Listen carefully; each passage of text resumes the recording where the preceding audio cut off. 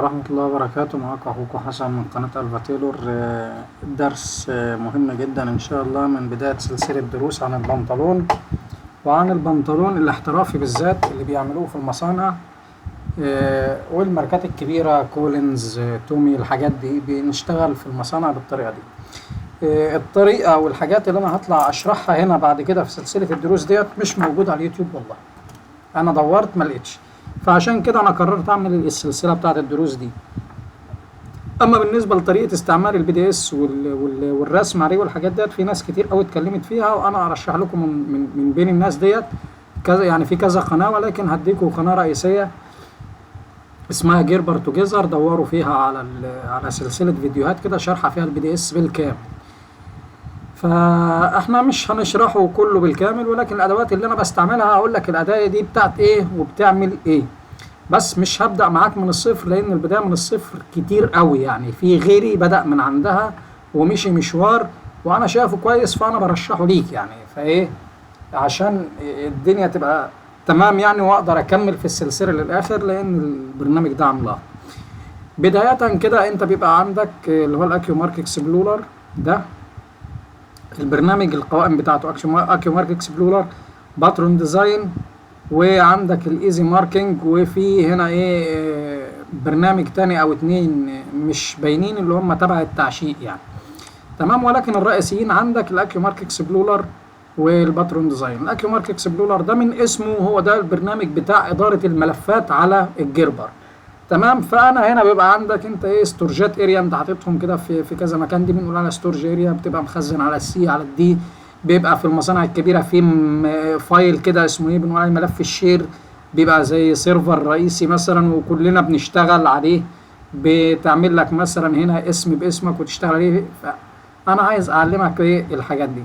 طبعا بداية كده أنا عايز أشتغل على موديل معين مثلا، فأنا بقى أجي هنا في الخانة بتاعت البحث ديت وأبحث عنه، بس مش بنبحث عنه عادي زي ما بنشتغل في برامج تانية. أنا بحط نجمة وبعدين أكتب مثلا اسم الموديل كامل، او بكتب منه يعني كذا حرف او كذا رقم، تمام. وبعدين بحط نجمة تاني وبعدين ابحث كده عنه، تمام. فبيطلع لي الموديل بس، خلاص بيختصر اي حاجة تاني، محدش بيبين لي حاجة تاني. الموديل بتاعي بقى بيطلع، الموديلات هنا موجودة فوق، هنا لو انت عامل ماركر بيبقى موجود برضو معاهم فوق، والبيسز كلها بتبقى موجودة هنا، تمام كده. طيب انا والله عايز ببص كده عليهم، اقدر اشوف شكلهم هنا كده، تمام. واقدر اسلك يعني احددهم كلهم كده وافتحهم في البي دي اس، او اقدر افتح الموديل نفسه في البي دي اس واشتغل عليه. طبعا ايه الفرق ان انا افتح الموديل واشتغل عليه او اسلك القطع واشتغل عليها؟ انا لو هنا فتحت الموديل ده كده مثلا، هيبقى عندي في حاجة اسمها كاتيجوري، وفي أنا مسمي هنا مثلا المفروض إن أنا أبقى مسمي 1 2 3 4، تمام. عشان أخلص الموديل بتاعي ببقى حاطط اليمين والشمال، ببقى حاطط الفابريك بتاعي. لو أنا فتحت القطع هنا وعدلت فيها هناك على البي دي اس وبعدين حفظتها، هيغير في الكاتيجوري اللي في الموديل زي ما هو كان موجود كده، وهبدأ إن أنا أشتغل جوه الموديل تاني. يعني مثلا لو فتحنا الموديل ده كده، هبدأ ان انا اشتغل جوه الموديل تاني. انا هاجي هنا كده مثلا، لازم يبقى الارقام دي بالتسلسل اهو، 1 2 تمام، 2 اهو، 1 2 3 4 5 6 7 8 9 10 11 مثلا، تمام. وبعدين ببدأ احط له الفابريك، اقول له والله الفابريك بتاعي ده ايه مثلا، كي، احنا بنحط كي حسب مثلا لاختصار لكلمة قماش بالتركي يعني، او فابريك احط لها مثلا حرف الاف لاختصار الاف، عشان ابقى عارف بس ده نوع الفابريك بتاعه ايه يعني، تمام. فانا كده ايه بحط الفابريك بتاعي، وبعدين برجع هنا اختار القطعة اللي انا عايز منها شمال ويمين، بعمل لها ايه، اقول له والله القطعة ديت مش عايزها شمال ويمين، دي بتلاتة. القطعة ديت خيالة، انا عايز منها شمال ويمين، تمام. القطعة اللي بعدها ديت اسطمبة الخيالة مثلا، مش عايز منها شمال ولا يمين، وهكذا، تمام. وبعد ده كله بتحفظ الموديل بتاعك من فوق من هنا كده، وكده الموديل اتحفظ، تقدر تعمل من بعده اوردر عشان تطبع. لو انا حبيت اعدل على القطع اللي جوه الموديل ده وعايز الموديل اللي هو بنفس اسمه، فبروح دايس كليك يمين اوبن ويز باترون ديزاين وابدا افتحه واشتغل فيه هناك. التعديل اللي هعمله على القطع هيسمع جوه الموديل نفسه، فانا مش محتاج اعمل اعدادات الموديل تاني. تمام.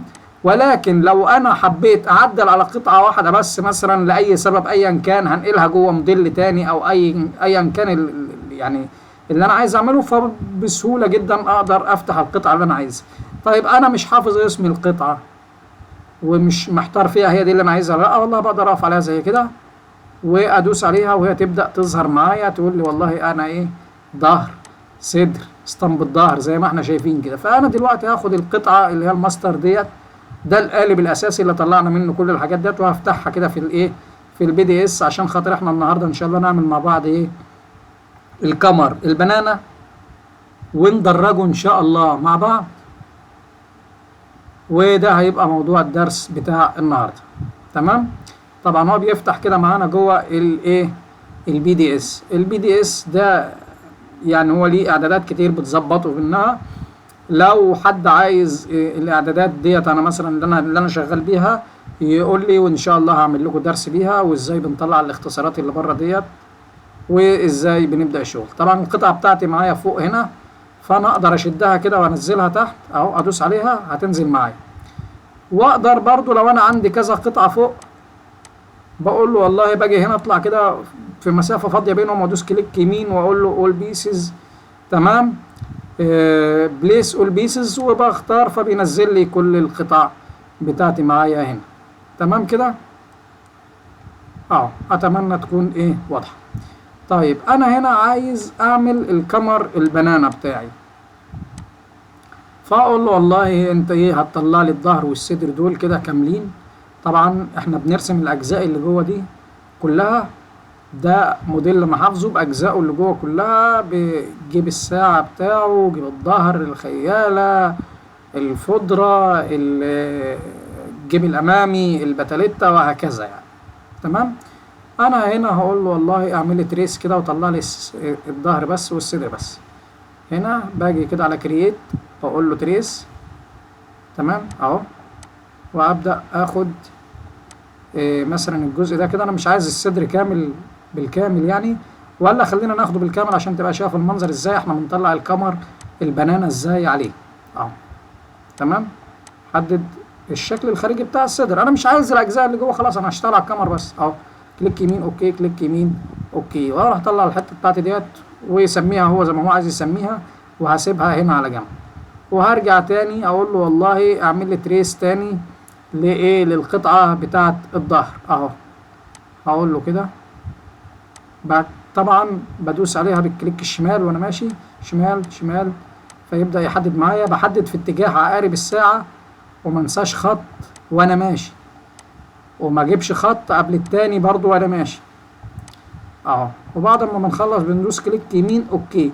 لو عايز حاجه من الخطوط اللي جوه ديت، وليكن انا عايز اخد الخط ده معايا مثلا يعني على سبيل المثال، بسلكه تاني كده وادوس كليك يمين تاني اوكي، فبيبدا يطلع لي القطعه بالخطوط اللي انا ايه، مطلعها عليها. تمام. انا مش عايز القطعه الرئيسيه ديت بقى خلاص، فهقول لها ديليت فروم ورك اريا من تحت يعني. تمام. انا هنا هاجي كده هلف الظهر، الظهر كده ايه وضعه الطبيعي. انا هلف الصدر. تمام. اخلي ايه، ظهر في ظهر يعني، اخليهم الجنب في الجنب. البنطلون هيتخيط الجنبين على بعض زي كده يعني، دول هيتقفلوا كده في بعض. تمام. طيب هيتقفلوا في بعض ازاي من فوق؟ خلينا الاول نخلي البنطلون من هنا زاويه قايمه عشان نطلع الكمر زاويه قايمه. فهخلي البنطلون من هنا زاويه قايمه ازاي؟ هاجي هنا كده اقول له في قائمه موديفاي، هروح على كلمه روتيت. في اختيارات في الجنب عندي هنا كتير، هسلك الاختيار ده والاختيار بتاع الواي، انا عايزها على الواي يعني. ده كده ايه، لما باجي ارسم خطوط ده كده محور الواي اللي هو احنا بنقول عليه الافقي، وده كده محور الاكس اللي هو الرأسي. تمام. عشان بس تبقى ايه الدنيا واضحه معانا. فانا هاجي هنا كده اقول له روتيت بارامتر انجلمنت، واقول له ايه بارامتر مع سوري انا الشاشه صغيره والله انا مش شايف الكلام، مش مركز فيه تمام تمام. ولكن هو الاختيار الثاني بختار بحط نقطه هنا كده على الواي، وادوس على القطعه كليك شمال يمين اوكي، وبعدين احدد نقطه على الخط اللي انا عايزه يظبط عليه. انا هقول له انا عايز على النقطه دي تمام كده، فاداني القطعه ديت كده مستقيم تمام. فهاجي ادوس كليك يمين كنسل عشان الغي الاداه اللي معايا، وبعدين هدوس على الجيومتري ده كده عشان يلقط النقط على بعض، وبعدين هاجي هنا كده ادوس كليك شمال وافضل ماشي بيه على الخط لحد ما القط النقطه دي، واكبر كده واخلي النقطه دي تلقط في النقطه دي تمام. وبعدين هلف الصدر بتاعي لحد اما اخلي الخطين دول كده ده وده متوازيين مع بعض، بحيث ان يعني يبقى كانك خيطت البنطلون في بعضه. واحده واحده اهو معايا، هدوس كليك يمين اوكي، هشيل الاختيار ده وهقول له هنا نون، يعني مفيش يعني ما تلفليش 15 درجه على 180 درجه، لان لو اخترت من دول هيلفها لي كده، انا عايز الفها حره. وده هنا بيوري لك ان الاوبشن تقدر تستعمله يعني تقدر تستعمل الاوبشن في كذا حاجه يعني تمام. فاحنا روتيت اهو استعملناها في كذا حاجه بكذا طريقه يعني. فانا هنا ايه ببدا ادور الصدر بتاعي كده لحد اما ايه يبقى كانه كده متخيط في الظهر المنطقه دي. طبعا هو لما بنخيطه كله في بعضه كده فالبنطلون بيلف وياخد شكل الرجل. بس احنا كده خلاص لفيناه، ده المفروض ان الشكل النهائي بتاع المنطقه اللي فوق لما بتتجمع مع بعضيها. خلاص كده بدوس كليك يمين كنسل وكنسل الوضع بتاعي ده تمام. دلوقتي بقت الدنيا سهله وبسيطه خالص. باخد 2 بوينت كيرف وبروح مسلك من اول النقطه ديت كده احدد كده على اخر نقطه هنا في الظهر، وباخد الكيرف بتاعي كده اخليه هنا مايل، ما يخشش جوه الصدر كده ولا يخش جوه الظهر، انا بخليه مايل كده ايه بطريقه تبقى معقوله معاهم تمام اهو، تبقى معقوله معاهم. يعني انا مثلا هنا اساسا في المفروض عندي ان انا ايه اهو اوكي، الظهر ده المفروض ان انا يبقى عندي فيه سنه كيرف لو انا بقى عايز الكاميرا يركب بالظبط تمام. وده تعديل ان شاء الله هبقى اعمل لكم درس للتعديل برضه، اقدر اعمله هنا، بس المفروض ان انا اعمله على القالب الاساسي هناك بقى. يعني انا هحط الايه الكاميرا بتاعي هنا كده، هاجي هنا اقول له والله انا عايزك على موديفاي اديني كيرف، واجي هنا كده واحدد الخط ده اهو، وادوس كليك يمين اوكي، واروح نازل كده بالكيرف لحد ما يبقى ماشي مع الخط بتاع الكاميرا بتاعي اللي احنا رسمناه تمام. واقدر هنا اجي برضو كمان اقول له سموث واحدد النقطه دي كده اهي، وابدا ارفع معايا الظهر هنا كده ايه لحد ما يوصل للنقطه دي، واجي هنا كده اقول له سموث برضو وارفع الكيرف بتاع الصدر لحد ما يوصل النقطه دي كده برضو تاني تمام كده. الكاميرا ده هيركب وكل حاجه، بس انت شايف المليات ديت. طيب المليات ديت انا عايز اظبطها، هروح انا ادلت الخط ده كده اهو، وبعدين اقول له هنا 2 بوينت كيرف، وابدا ان انا ارسم من هنا كده لهنا نفس الطريقه اللي عملناها الاولى. بس المره دي بقى لما نيجي ننزل بالخط كده هتلاقيه كده ايه بقى معقول جدا معانا اهو، معقول جدا جدا كمان تمام. نقدر نعمل له هو ذات نفسه كده برضو ايه كيرف، واسحبه من هنا كده واقول له والله انا عايزك ايه تنقل لي، طالما هو هنا متوازي مع ده انقل لي العلامه دي والعلامه ديت، كل ده انا بنقلها بالايه كليك شمال وانقلها. طب مش عايز تتنقل معايا لو القيمه فاليو زي كده مش هتتنقل معايا، هيقول لي لا انقلها لك بارقام، فانا بقول له لا كورسور وابدا انقلها بالنظر اهو. فانا ثبت دول كده فهو هيبدا يعمل كيرف ما بين الاثنين دول اهو، اقول له والله انا عايز الكيرف بتاعي على النقط دي تمام كده. فخلاص هو كده عمل لي كيرف مظبوط للكاميرا. اقدر بقى اقول له والله انا عايز عرض الكاميرا بتاعي ده 4 سم مثلا، انا هاجي هنا كده اقول له اوفست من كرييت، بختار اوبشن اوفست، وهاجي هنا كده واقول له ايه بص انا الخط اللي انا عامله ده دلوقتي تابع للصدر، لو كنت بدأته من عند الظهر كان هيبقى تابع للظهر. يعني انا دلوقتي لو جيت شلت الظهر ده من هنا خالص كده الخط موجود، هو اصلا تابع للصدر. تمام كده. فانا اقدر اشيل الظهر واكمل عادي دلوقتي برضو خلاص يعني. فانا هنا هقول له اوفست الخط ده انا عايزك تطلع لي كده ايه 4 سنتي مثلا. عرض الكاميرا بتاعي انا عايزه 4، عايزه اكتر، عايزه اقل، بس انا هطلع بره على محور الاكس بالسالب، فهقول له 4 سم. تمام. بس قبل ما تطلع الطلعه دي، ديت خلينا ندلت الخط ده، وخليني اقول لك انا هنا عايز الصدر ده انا عايز علامات تركيب، للكاميرا. فهقول له والله مثلا تقدر تحط لي هنا كده نوتش من قائمة كرييت، عايزك تحط لي نوتش. احطه فين؟ اهو على اخر نقطة اتصال من الصدر بالظهر اهو. تمام. الكمر المفروض ان هو بيكون اقل من الجسم 1 سنتي، والواحد سنتي ده بنشربه في الظهر، بنديله تشريب في الظهر على طول الظهر، يعني نص سنتي يمين ونص سنتي شمال مش بتحس بيهم. وده بيكون مقاس الوسط الاصلي، يعني مقاس الباترون بتاعي، الجزئين دول بيكونوا اكبر من المقاس بتاع الوسط اللي انا عايزه 1 سنتي. ليه؟ عشان خاطر لما بشربه بيديني في الظهر هنا راحة، وبيبقى يعني سوري في الكلمة، احنا عندنا يعني الجزء الخلفي اللي هو الباك بيبقى فيه كيرف كبير لبره، فالواحد سنتي ده بيساعد معاك مع الميلان اللي احنا بنعمله هنا في القطعة اللي هي الجونطة ديت اللي هي اللايزر باك هنا مع الميلان ده، فده بيديني راحة اكتر ليك وانت لابس البنطلون تتحرك فيه. فانا المفروض عندي الكمر بتاعي ده بيقل 1 سنتي، فانا هنا هاجي اقول له والله موديفاي بوينت الاين، وهتنقل لي النقطة ديت كده على نفس امتداد الخط اهو. كورسور عايزك تنقلها لي كده على نفس امتداد الخط 1 سنتي اهو. فانا قلت له والله كده انا عايزك ترجع لي سالب 1 سنتي. تمام. وحطيت انا العلامه بتاعت التركيب. الصدر ما فيهوش تشريب، لا، فانا حطيت العلامه بتاعت التركيب بتاعي على اخر الصدر. تمام.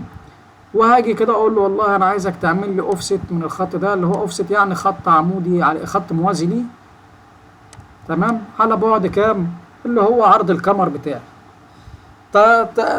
الكمر الموزة طبعا احنا بنبقى طبيعي معروف ان انت بتعمله كمرين، فانا هقول له والله انا عايز عرض الكمر بتاعي ده 4 و2 مثلا. تمام كده. ليه بقى انا قلت لك امسح الخط ونرجع نعمل ده تاني؟ عشان كده لما خدت اوفست، خدت الاوفست ده بنفس الميموري بتاعت الخط اللي تحت، بنفس الذاكره بتاعت الخط اللي تحت. انا دلوقتي هوصل كده من هنا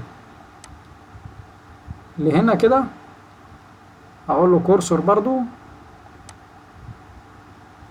وهوصل من هنا لهنا كده.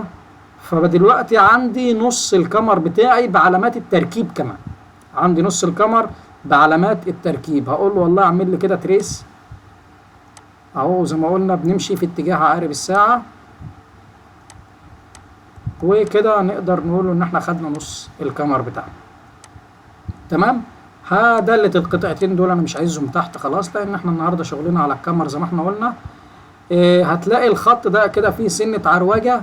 ليه بقى؟ لان الصدر هنا اصلا لما احنا ظبطناه غيرنا في الكيرف ده، فقبل ما تطلع الكاميرا عشان العروجه ديت ما تحصلش معاك، انت ايه بتعدلها في الكيرف اللي انت هتاخده عليه، لان يعني ايه الكاميرا ده تابع للايه، تابع للجزء اللي احنا طلعناه منه.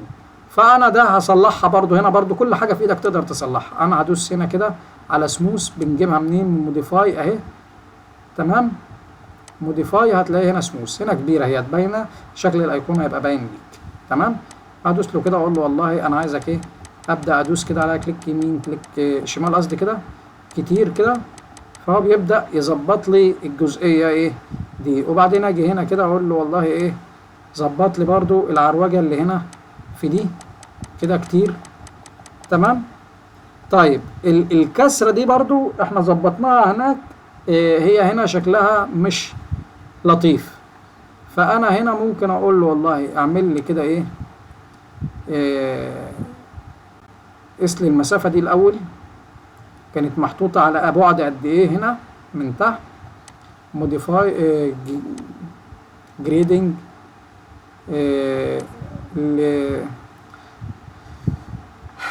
الاختيار ده بيديني ما بين نقطتين، اللي انا مطلعه هنا برضو هتلاقيني حاطط له اختصار بره هنا، ده بيديني مقاس ما بين نقطتين يعني.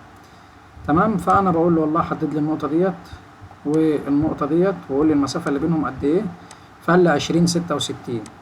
ليه بقى انا اخدت الاختيار ده؟ عشان خاطر انا هاجي هنا اقول له موديفاي، امسح لي النوتش اللي هنا ده، عشان ده عامل لي مشكله، كاسر الكمر.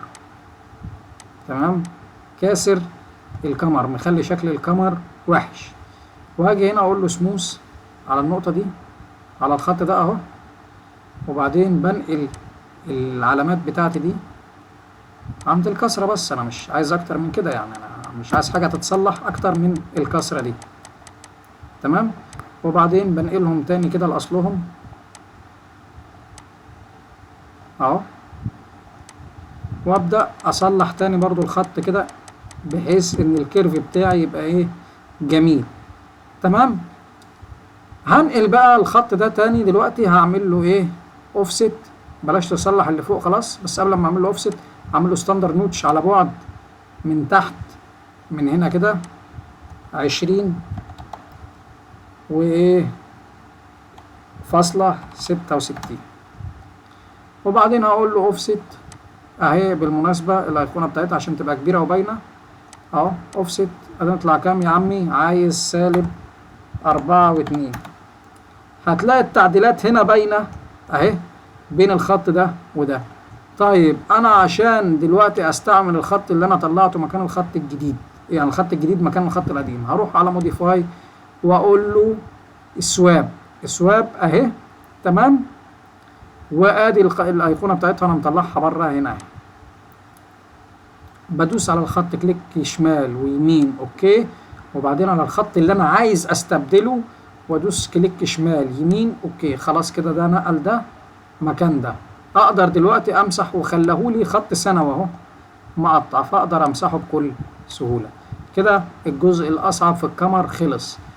يجي بعد كده الجزء التاني. الكمر ده انا عايز اعمل فيه إيه، يعني انا هنا كده عندي الصدر اهو والظهر والصدر اهو، كنسل. انا هاخد الكمر بتاعي ده على جنب، واجيب البيس بتاعتي ديت هنا على جنب.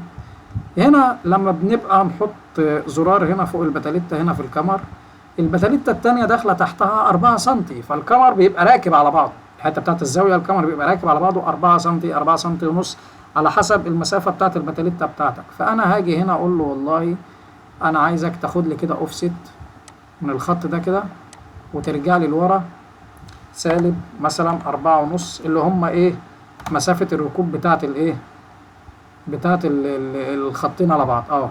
انا هقول له كده واتحرك لي بيه كده اهو،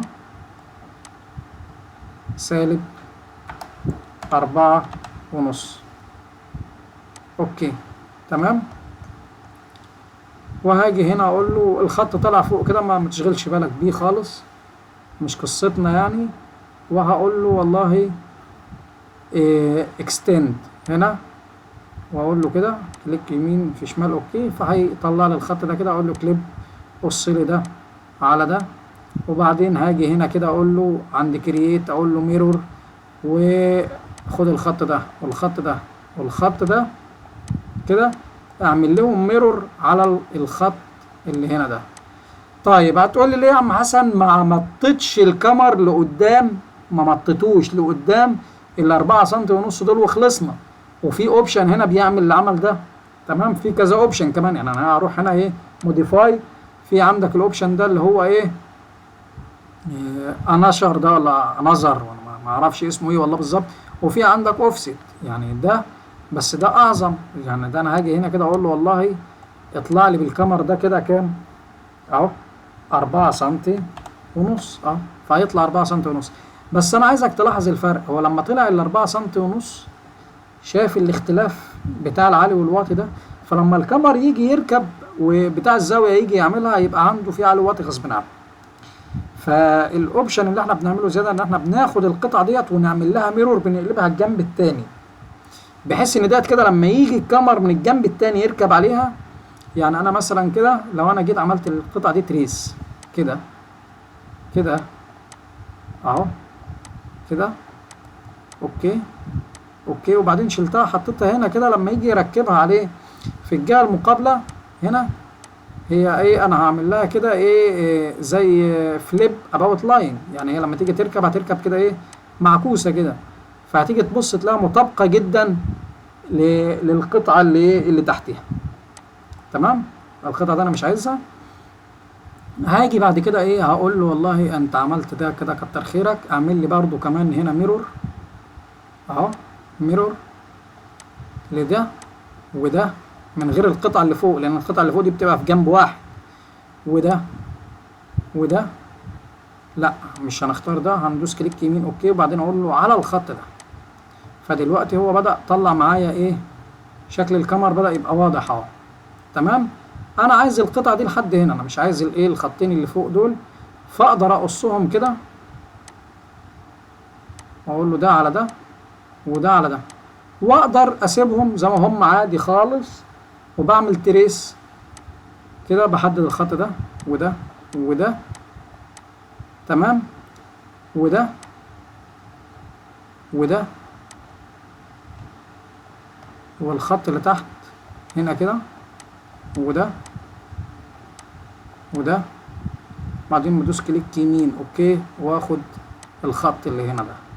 فخلاص هو طلع لي الكاميرا، الاجزاء اللي باقيه ديت انا مش عايزها في حاجه.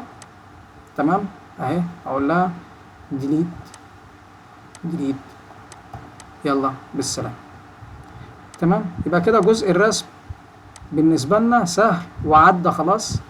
انا كل اللي هعمله هنا هاجي اقول له والله كمان اعمل لي نوتش هنا عشان يبقى الخياط عارف ان دي بدايه تركيب الكاميرا، ونوتش هنا والخياط يبقى عارف ان دي بدايه تركيب الكاميرا، ده كده التقاء الظهر بالصدر، ونوتش هنا في النص عشان ده كده نص الكاميرا على الظهر، ونوتش هنا في النص. تمام، العلامات اللي فوق مش مهمة أوي في التركيب، ولكن برضو لو انت حبيت تعلمها للخياط عشان هو يبقى ايه شايف الدنيا قدام منه ماشية ازاي. تمام، طيب انا هاجي هنا اعدل الجرين لاين ده كده، ادخله جوه عشان يبقى شكل الشغل بتاعي حلو اهو. اقول له بوينت الاين وهات لي الجرين لاين ده كده ايه، صغر لي كده الخط ده كده وخليه شكله حلو كده عشان انقله جوه الخط. اقول له هنا موف برضو اهو وانقله لي هنا كده.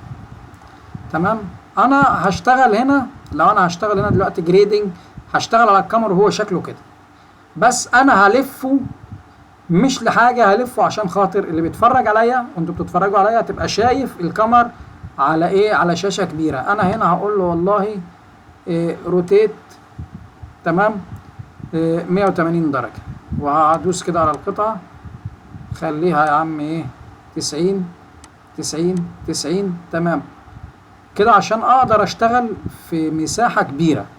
تمام، طيب انا ليه بقى بلف الكاميرا بمزاجي وانا كمان عايز امسح الخط ده وهدرجه بقى يمين شمال، ادرجه لفوق ادرجه لتحت، انا ما عنديش مشكله.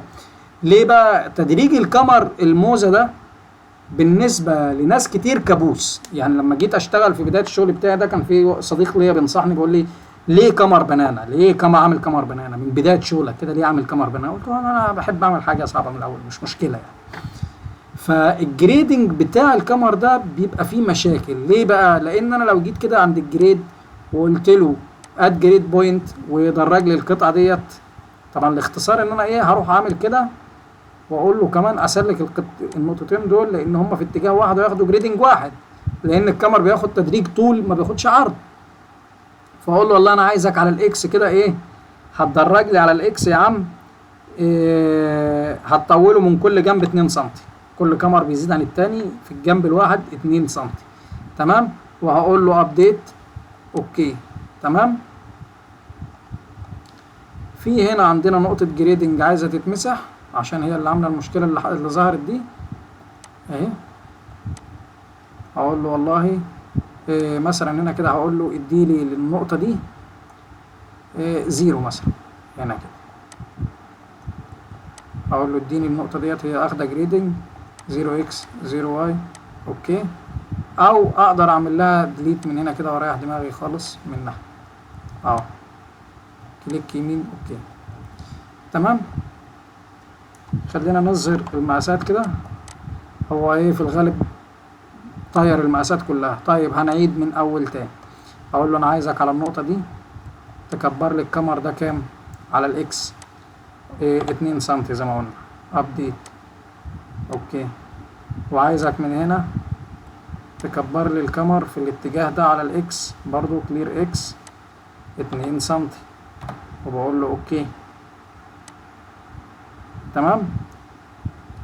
وهاجي هنا كده اقول له والله انا عايزك تكبر لي ده من هنا كده على الاكس.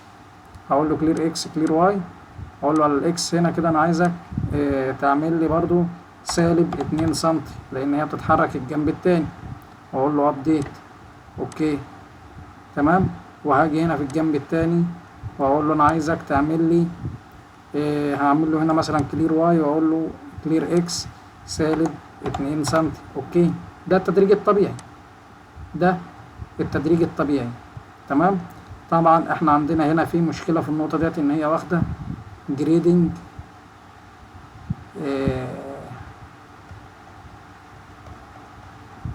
احنا لازم نمسحها. هنعمل له كده ايه ديليت بوينت.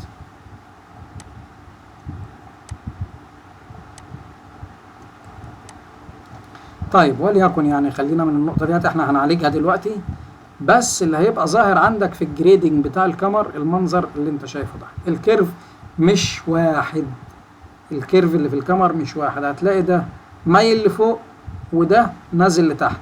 طبعا ده مشكلته ايه؟ ده مشكلته على الكنساي تمام. وهو ماشي على الكنساي ده الكمر الصغير الكيرف بتاعه جامد فبيسقط ويقرف الدنيا. الكمر الكبير مريح الخياط، فالخياط عمال يشتكي ومش عارف العيب فين ومحدش عارف العيب فين.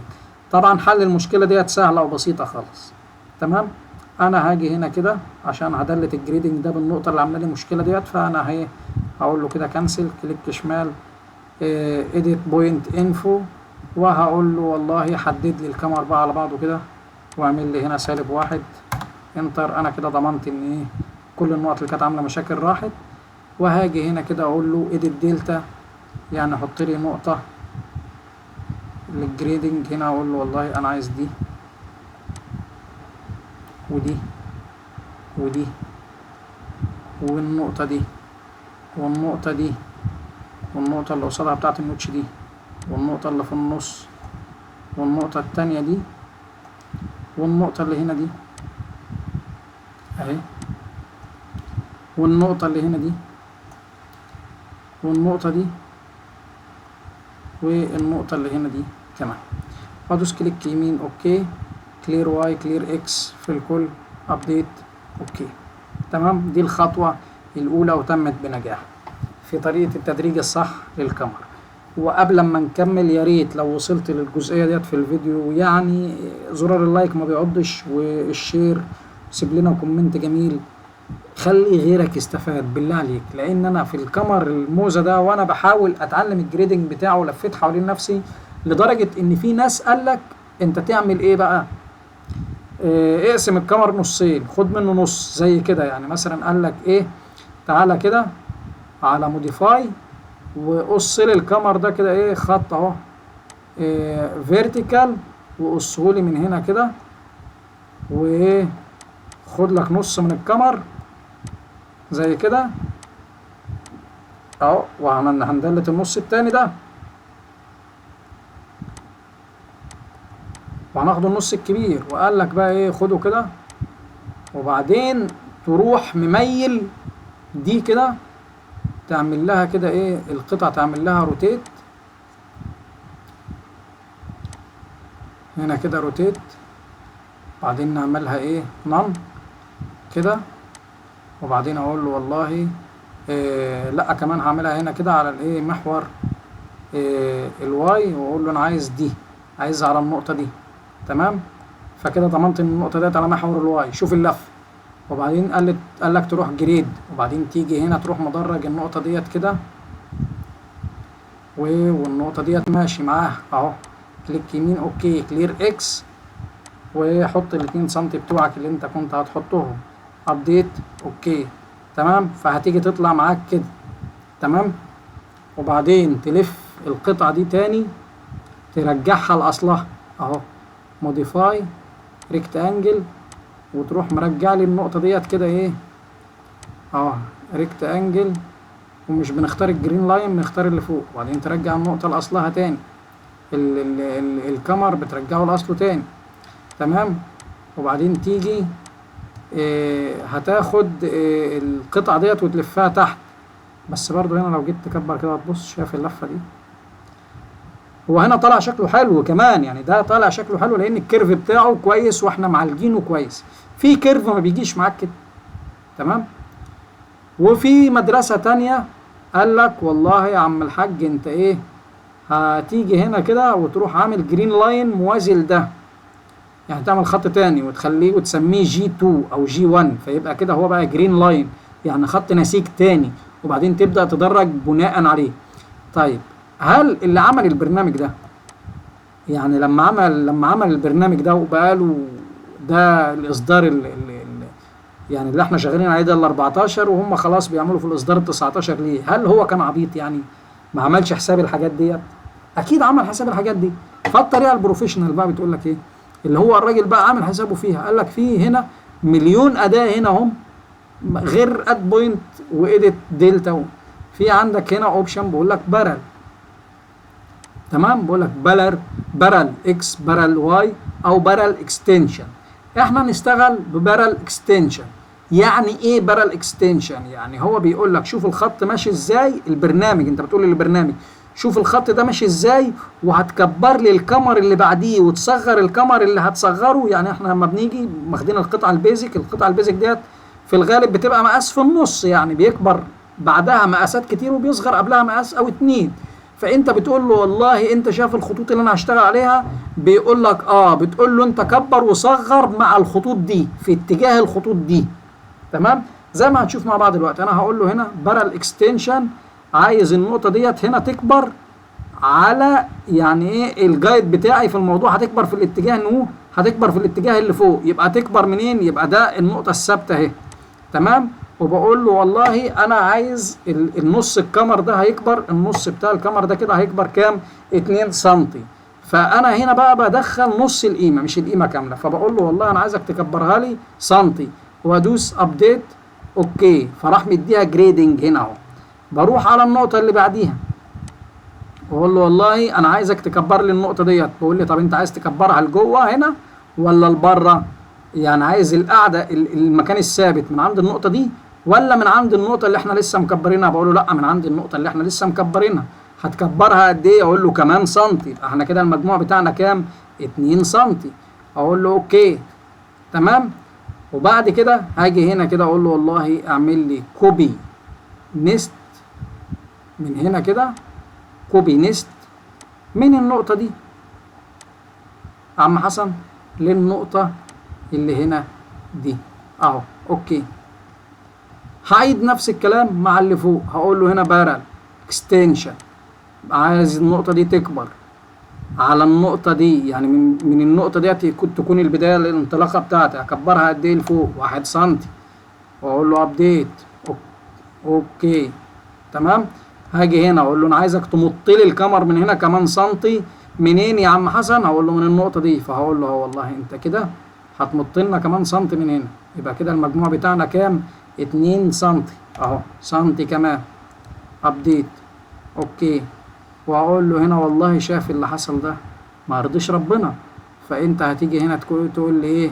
كوبي نيست من النقطة دي للنقطة دي، دوس كليك يمين اوكي. شايف كده بقى شكل الجريدنج بتاعنا؟ طبعا هنا في سنة اللوحة اللي هنا دي، من هنا السنة بتاعت التكسيرة ديت اللي كانت انا قايل لك عليها بتاعت التركيب بتاع الكمر على بعضه، اللي احنا قلنا عليها في البداية خالص ساعة ما عملناها، اللي احنا قلنا عليها دي الحتة بتاعت ركوب البتلات على بعضيها. هتيجي تشوف الجنب التاني هتلاقيه نضيف قوي. هنشتغل برضو بنفس الطريقة، بارل اكستنشن، هقول له انا عايزك تكبر النقطة دي من هنا سنتي برضو، مفيش هنا سالب ولا موجب، يعني انت هنا بتقول له القيمة، هو بيفهم بقى ان هو هيكبر على الخط، ما عندوش هو بقى قيمة ولا حاجة. فانا هو بقول له والله انا عايزك تكبر لي دي على دي سنتي، ابديت اوكي. وعايزك تكبر لي دي على دي. ايه ده النص. إيه فلا النص احنا هنعمل له كده ايه الدلتا هنا وهنا وهنصفرهم. معذرة يعني انا هشتغل على النقطتين اللي في الاخر دول. هقول له هنا بارل اكستنشن وهقول له والله النقطة دي على دي وعايزك تكبر لي 1 سنتي ابديت اوكي، والنقطة دي على النقطة دي وعايزك تكبر لي 1 سنتي ابديت اوكي، وما تتنصحش وتاخد كوبي من النقطة دي للنقطة دي وكوبي من النقطة دي للنقطة دي، لأنه هيشتغل بناء على الخط اللي تحت. أنا عايزه يشتغل دلوقتي بناء على اللي فوق، لأن الكيرف لافف معايا. فأنا بقول له هو والله إيه خد لي من النقطة دي على النقطة ديت 1 سنتي كمان أبديت أوكي، فتلاقيه طالع مع الخط. طب لو أنا رجعت خطوة وقلت له لأ خد لي كوبي من غير إيه عشان أستسهل بقى، أقول له خد لي كوبي من النقطة دي للنقطة دي ومن النقطة دي لا كنسل اهو. انا هقول له هنا كده خد لي كوبي من النقطة دي لو انت استسهلت يعني للنقطة دي اوكي، هتلاقي هنا في فرق. تمام، يعني انا هكمل ده معاك كده وهنرجع تاني عشان تشوف، يا ريت ما تزهقش لان احنا ايه بنقول ده فيديو تعليمي. شايف الفرق ده؟ طيب انا عايزك تحفظ الفرق ده في دماغك، لان احنا لما نعمل اندو تاني وبعدين اجي هنا اقول له والله بارل اكستنشن تاني من النقطة دي، النقطة ديت انا عايزها تكبر بناء على النقطة اللي تحتها ديت تتمط لبره ايه 1 سم زي ما احنا قلنا، عشان يبقى المجموع بتاعي في كل جنب كده 2 سم. وعايز النقطة دي على النقطة اللي تحتها دي تكبر 1 سم ابديت اوكي. شايف الفرق؟ احنا هناك كان الكيرف اختلف. شايف الجنب ده الكيرف بتاعه الكيرفات بتاعته ماشية واحد، ما تبصش للي تحت هنا ده، لان ده إيه يعني هو لو جيت تطلع الكاميرا من بعضه هتلاقي الاختلاف مش حاجة. شايف لو انا صغرنا الصورة كده هو كامر واحد خالص وبدأ يكبر. ادي عندك كامر 2 3 4 5 6 7. تمام، تتأكد ان شغلك مظبوط ازاي. طبعا لو انت يعني ايه الصورة ديت هي اكبر دليل، ولكن خلينا هنا نيجي نقول له كرييت وبعدين اقول له ايه جريد سايز، طلع لي من هنا كده ايه اكبر مقاس مثلا اللي هو ال20 اهو اوكي، حطيته لي هنا فوق سيبناه، وبعدين طلع لي من هنا كده اصغر مقاس اللي هو ال8 اهو. تمام اهو، وبعدين اقول له والله طب تعالى كده حط لي ال8 ديت كده على ال20. هتلاقي الاختلاف اللي قلت لك عليه القطعه ديت بتاعت التركيب ديت. لما اجي هنا انا هحطها هنا، لما تيجي تلف الجنب التاني هتركب على دي، لكن لو انا شلتها كده وقربتها على دي اهي هي ديت واحده. تمام، طيب الجنب اللي هنا ده عشان تعرف انت شغلك كله تمام ازاي، الجنب اللي هنا ده حطه كده من النص على بعضه. الكيرف هو يعني انت لو شلت كده وحطيت هتلاقي الكيرف بتاعك واحد، يعني هو ده بس محتاج يلف معاه، يعني عشان نقلنا هنا فالكيرف ده طول، ولكن هو بيتحرك في نفس الاتجاه اهو. انا هحطه هنا كده على بعضه، هتلاقي القطع بتمشي في الفولدر. الفرق اللي بينهم مش حاجه مش كبير. طبعا الكسره الجامده ده لان احنا عندنا هنا كسره جامده. لو الكمر بتاعنا الدوران بتاعه سموث اكتر من كده هيبقى زي ما انت شايف، ولكن ده جوه الفولدر. لو انا جيت احط له هنا كده، لو انا مثلا دلوقتي شلت الجريدنج ده كده قلت له مثلا انت اختفي دلوقتي تعالى اما نحط خياطات، هقول له والله هتحط لنا خياطه للبتاع ده سنتي و4 من كل جنب، وفي البدايه هنا كده في البدايه والنهايه مثلا نحط 8 سنتي عشان الناس ايه اللي بتعرش الكمر للزاويه يبقى عنده مساحه يلعب فيها.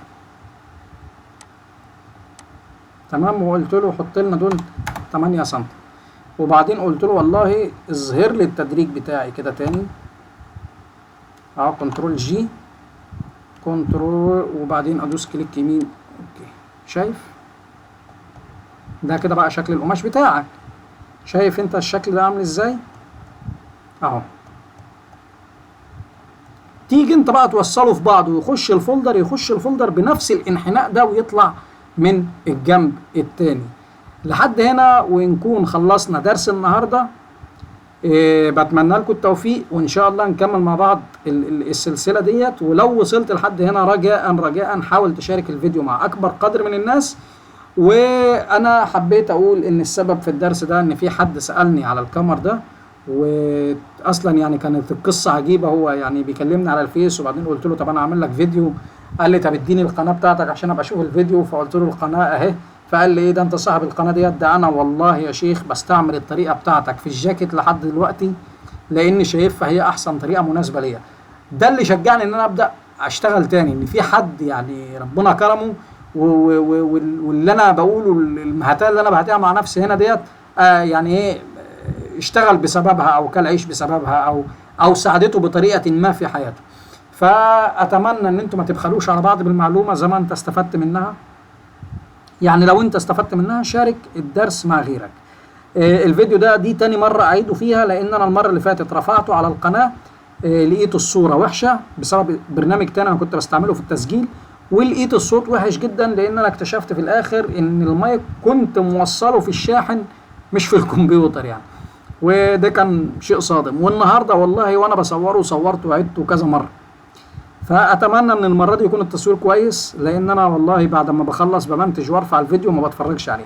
فاتمنى ان التصوير يكون كويس. ولو في مشكله في التصوير تقدروا تكتبوا لي في الكومنتات، ما تتكسفش وتتفرج وتشوف وتقول ايه ده التصوير وحش، جوده الصوت وحشه، فخلاص هطلع من الفيديو مش هكمله، مش مشكله بقى اشوف غيره. لا، قول لي وانا هصلح، لان انا طالع عشان افيدك. انا عامل ده كل ده عشان افيدك. انا يعني القناة لا عايز منها فلوس، والحمد لله ما بتجيبش ربح ولا حاجة، بس انا عايز اعمل ده صدقة جارية. انا مش عارف انا اموت امتى، قلت لكم الكلام ده كتير قبل كده. لو وصلت لحديت هنا زي ما قلت لك سيب لايك، سيب كومنت، حاول تشارك الفيديو مع غيرك، واستنى السلسلة عشان نكملها مع بعض. هنعمل تدريج للبنطلون بالكامل، وهنحاول نجيب درس كده ان شاء الله هيكون طويل شوية، ازاي بنعدل المقاسات من مقاس لمقاس، وازاي بنحط انكماشات للجنس، والكلام الكتير ده كله. والسلام عليكم ورحمة الله وبركاته.